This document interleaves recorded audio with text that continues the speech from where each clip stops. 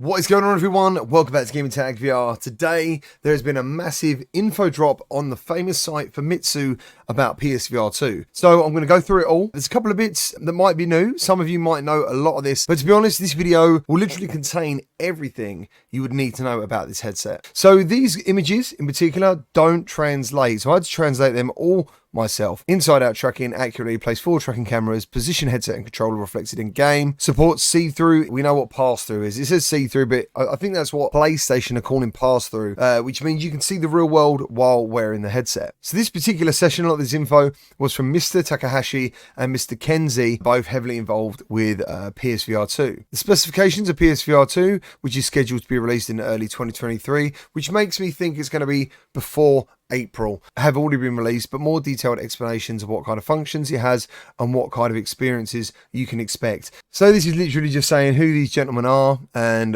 what they do. Takahashi participated in PlayStation VR from the initial review stage. So that means this guy's got plenty of experience. The installed display monitor that will be seen is to adopt a 4K resolution with an OLED display. The resolution is about 4 times that of PSVR, so it seems you can enjoy clearer images than PSVR. I've got no doubt.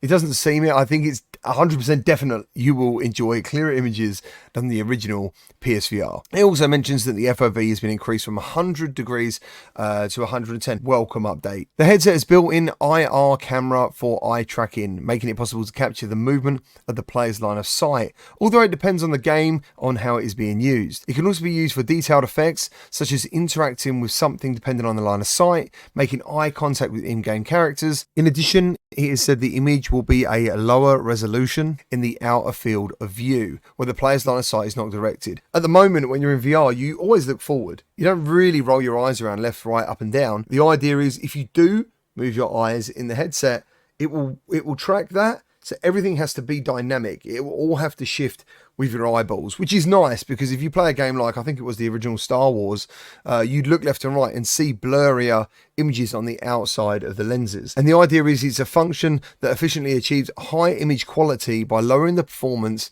in places it's not visible, as we're talking about. So here we go. It goes on about the HDR display, which we've already spoken about.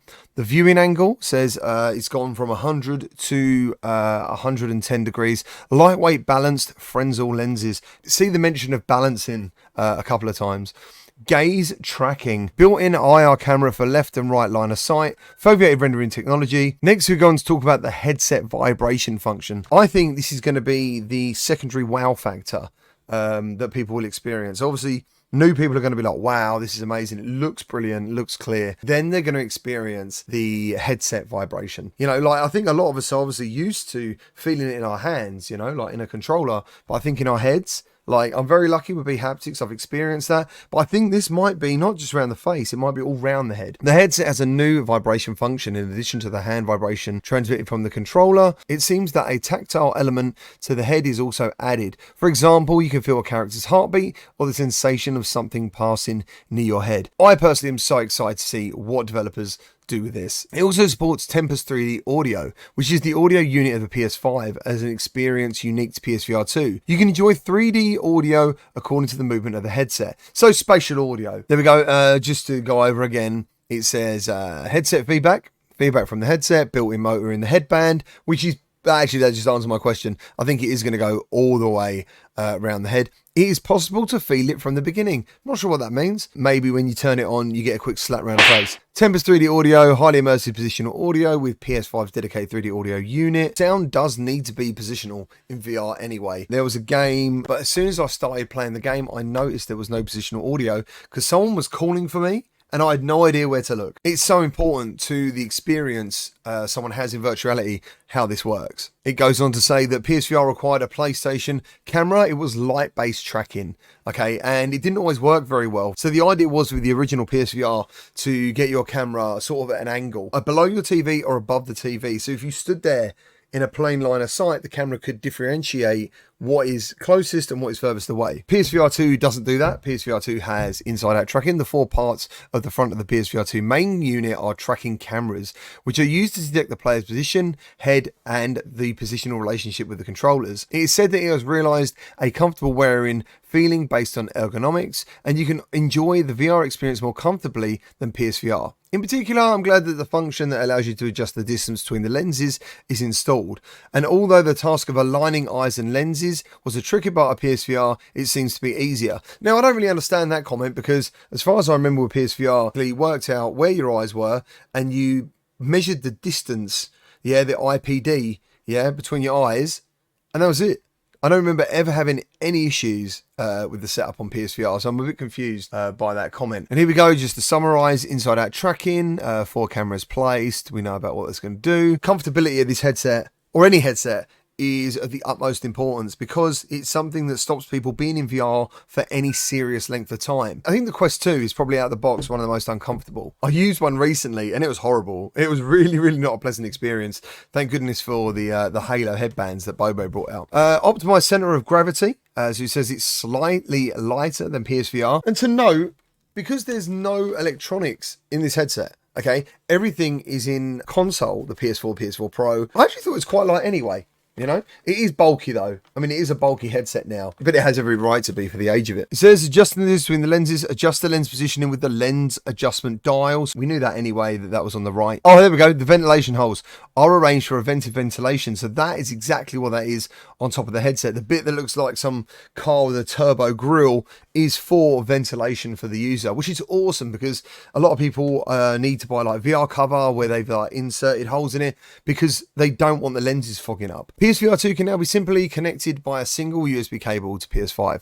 PSVR required a lot of troubling wiring, but it's easy to do with just one. However, I want to say that since cable 3 VR devices are becoming mainstream in recent years, I have a feeling that I can hear people saying cableless was good. Bit of a bad translation, and he's right, absolutely right. A lot of people are already throwing shade on PSVR 2 because it's going to have a cable. I think it's there for a number of reasons. The two mainly are performance and cost. I think they are the two paramount reasons that this headset is wired, and I welcome them both. To be honest, in this particular time in our generation, for all we know, PSVR 3 will more than likely be wireless. And someone else said you can detach this cable for storage. So who knows, maybe a wireless adapter might come out further down the line. There's the little bullet point note, easy connection to the front of the PS5 unit, no external power supply needed. So this part goes on about PSVR 2 controllers, which I think look absolutely fantastic. But he's saying that some of the buttons look a bit close.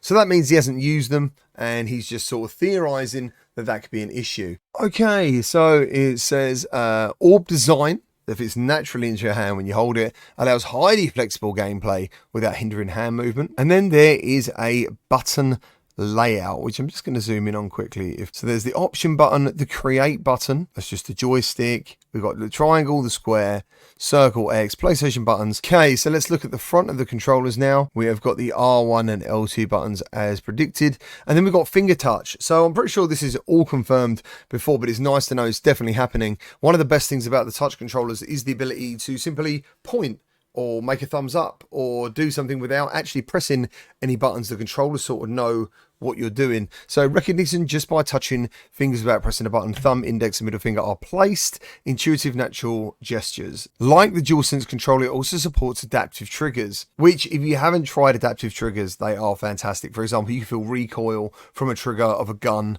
They can also add sort of extra pressure. It is possible to feel various resistance depending on the item and game situation, as I was explaining with the triggers.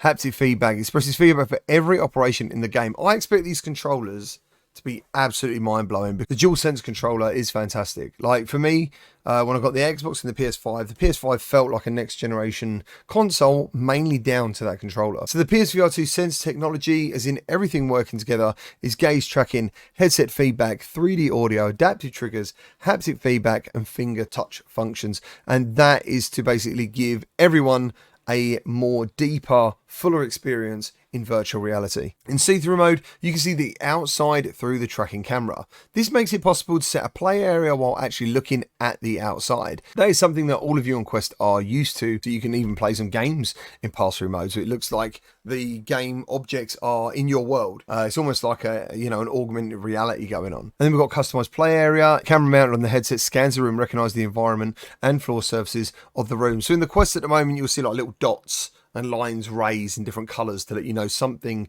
is in your Guardian area. Very similar again, but I must admit, I think PSVR2's version of this looks particularly cool.